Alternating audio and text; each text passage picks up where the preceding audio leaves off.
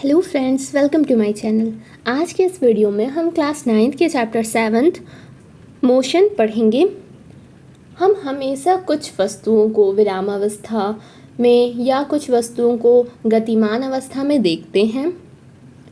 पक्षी उड़ते हैं, मछलियाँ तैरती हैं, रक्त का प्रवाह सिराओं और धमनियों में होता है और मोटर गाड़ियाँ चलती हैं। परमाणु, अणु, ग्रह, तारे और आकाश गंगाएं सभी गतिमान हैं।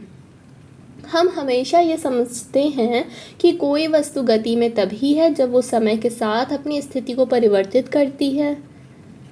कई ऐसी अवस्थाएं हैं जिनमें गति के अस्तित्व के अप्रत्यक्ष साक्ष्य हैं, जैसे कि हम हवा की गति का अनुमान धूल के कणों के उड़ने और पेड़ों की शाखाओं पत्तियों के हिलने डुलने से लगाते हैं। सूर्योदय, सूर्यास्त और मौसम परिवर्तन की परिघटनाओं के क्या कारण हैं? क्या ये पृथ्वी की गति के कारण हैं? अगर ये सही है तो हम पृथ्वी की गति का अनुमान प्रत्यक्ष रूप से क्यों नहीं लगा पाते हैं? किसी व्यक्ति के लिए एक वस्तु गतिशील प्रतीत हो सकती है, जबकि दूसरे के लिए वो स्थिर हो सकती है। गति कर रही बस के यात्रियों के लिए सड़क के किनारे लगे पेड़ पौधे पीछे की ओर गतिमान प्रतीत होते हैं, जबकि सड़क के किनारे खड़ा एक व्यक्ति बस के साथ यात्रियों को भी गति करते हुए पाता है। अगर बस के अंदर बैठा हुआ एक यात्री अपने साथी यात्रियों को विरामावस्था में पाता है, यह अवलोकन क्या संकेत बताता है? बहुत सी गतियाँ जटिल होती हैं। कुछ वस्तुएं सीधी रेखा में है तो कुछ वस्तुएं वृत्तीय पथ पर गतिमान हो सकती है। कुछ घूर्णन कर सकती है और कुछ कंपन कर सकती है। ऐसी भी स्थिति हो सकती है जिसमें ये क्रियाएं साथ साथ हों। इस चैप्टर में हम सबसे पहले सीधी रेखा में गतिमान वस्तुओं के बारे में पढ़ेंगे। हम इस तरह की गति को साधारण समीकरणों और ग्राफों के माध्यम से समझेंगे और सीखेंगे। बाद में हम वृत्तीय गति के बारे में पढ़ेंगे। एक्टिविटी फर्स्ट, आपकी क्लास की दीवार विरामावस्था में है या गति कर रही है? एक्टिविटी सेकंड, क्या आपने कभी अनुभव किया है कि ट्रेन जिसमें आप बैठे हैं वो गति करती हुई प्रतीत होती है, जबकि वास्तव में वो विरामावस्था में है? इस बिंदु पर चर्चा करिए और विचार कीजिए। Think and act. हम कभी कभी अपने आसपास की वस्तुओं की गति के कारण खतरे में घिर जाते हैं, विशेषतः अगर वो गति अनिश्चित और अनियंत्रित हो, जैसे कि बाढ़ वाली नदी, तूफान, सुनामी में देखा गया है। दूसरी ओर नियंत्रित गति मानव की सेवा में सहायक हो सकती है, जैसे पानी के द्वारा विद्युत उत्पादन। क्या आप महसूस करते हैं कि कुछ वस्तुओं की अनियमित गति का अध्ययन करना और उन्हें नियंत्रित करने के विषय में जानना जरूरी है? Describing motion. हम किसी वस्तु की स्थिति को एक निर्देश बिंदु निर्धारित कर व्यक्त करते हैं। आइए हम इसे एक एग्जाम्पल के द्वारा समझें। माना किसी गांव में एक स्कूल रेलवे स्टेशन से 2 किलोमीटर उत्तर दिशा में है। हमने स्कूल की स्थिति को रेलवे स्टेशन के सापेक्ष निर्धारित किया है। इस एग्जाम्पल में रेलवे स्टेशन निर्देश बिंदु है। हम दूसरे निर्देश बिंदुओं का भी अपनी सुविधा अनुसार चयन कर सकते हैं। इसीलिए किसी वस्तु की स्थिति को बताने के लिए हमें एक निर्देश बिंदु की आवश्यकता होती है, जिसे मूल बिंदु कहा जाता है। Motion along a straight line. गति का सबसे साधारण प्रकार सरल रेखीय गति है। हमें सबसे पहले एक एग्जाम्पल के द्वारा इसे व्यक्त करना सीखना होगा। मानिए कि कोई वस्तु सरल रेखीय पथ पर गतिमान है। वस्तु अपनी गति बिंदु O से शुरू करती है, जिसे निर्देश बिंदु माना जा सकता है, जैसे कि यहाँ देख रहे हैं आप फिगर में। माना कि अलग अलग क्षणों में A और B और C वस्तु की स्थितियों को निर्देशित करती है। पहले C वस्तु की स्थितियों को प्रदर्शित करते हैं। पहले ये C और B से गुजरती है, आप देख रहे हैं, और A पर पहुंचती है।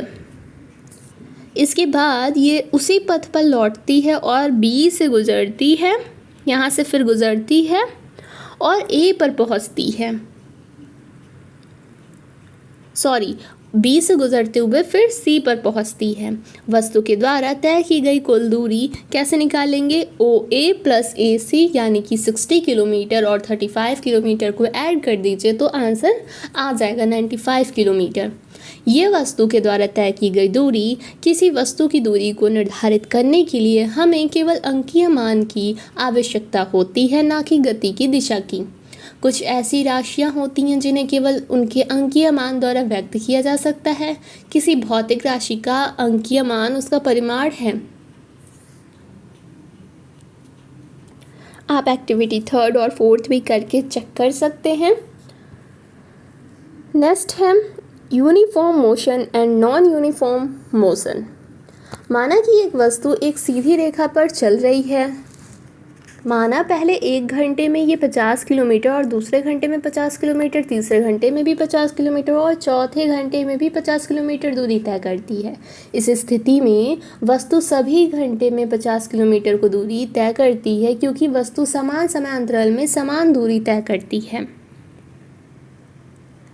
तो उसकी गति को एक समान गति कहते हैं। इस तरह की गति में समय अंतराल छोटा या बड़ा हो सकता है। हम हमेशा अपने लाइफ में कई बार देखते हैं कि वस्तुओं के द्वारा समान समय अंतराल में असमान दूरी तय की जाती है, जैसे कि भीड़ वाली सड़क पर जा रही कार या पार्क में व्यायाम कर रहा एक व्यक्ति। ये सब असमान गति के ही कुछ एग्जाम्पल्स हैं नॉन यूनिफॉर्म मोशंस के।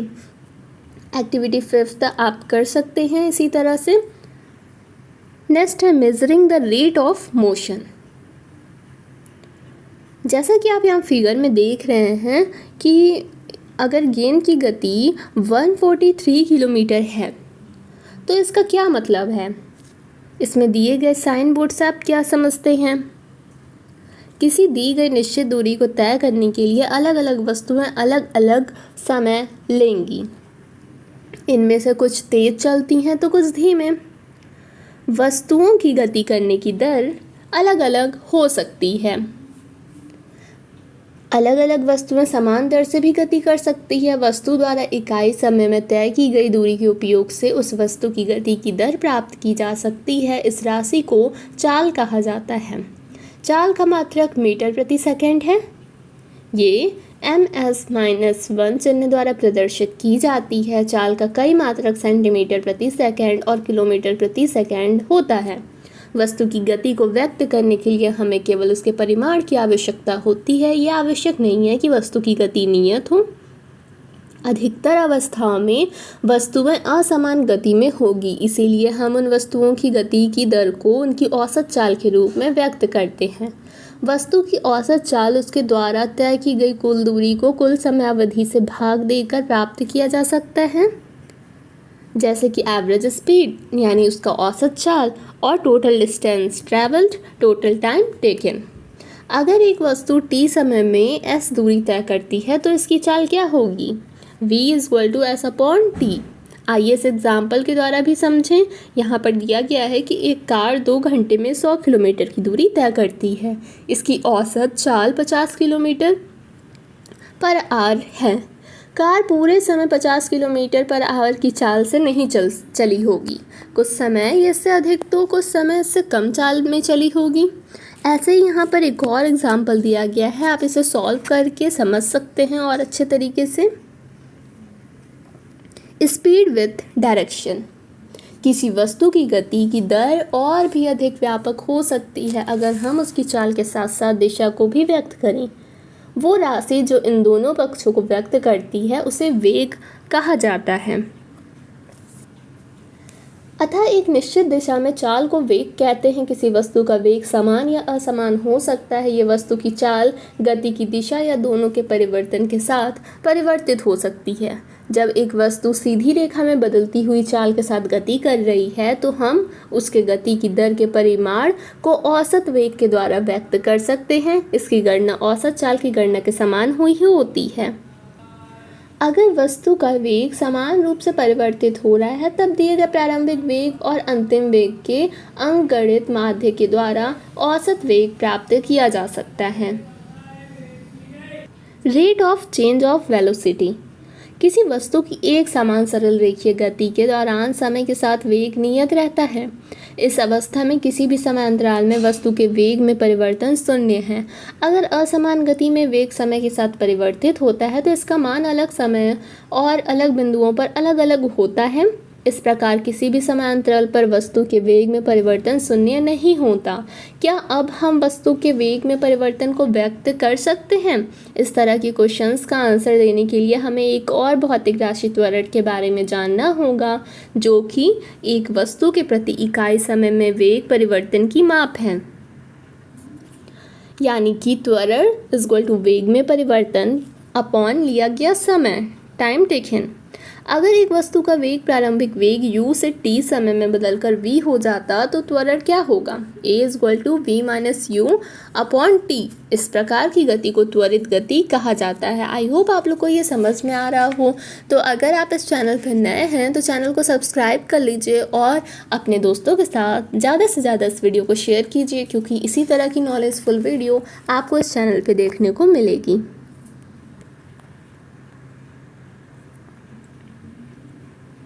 Graphical representation of motion.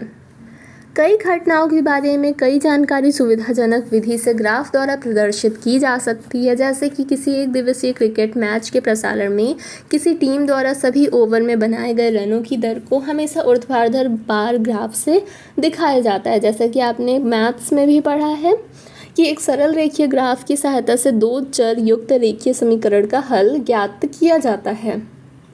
किसी वस्तु की गति को दर्शाने के लिए एक रेखीय ग्राफ की आवश्यकता होती है। इस स्थिति में रेखा ग्राफ किसी एक भौतिक राशि पर निर्भरता को दर्शाता है, जैसे दूरी, या वेग का दूसरी राशि जैसे समय पर।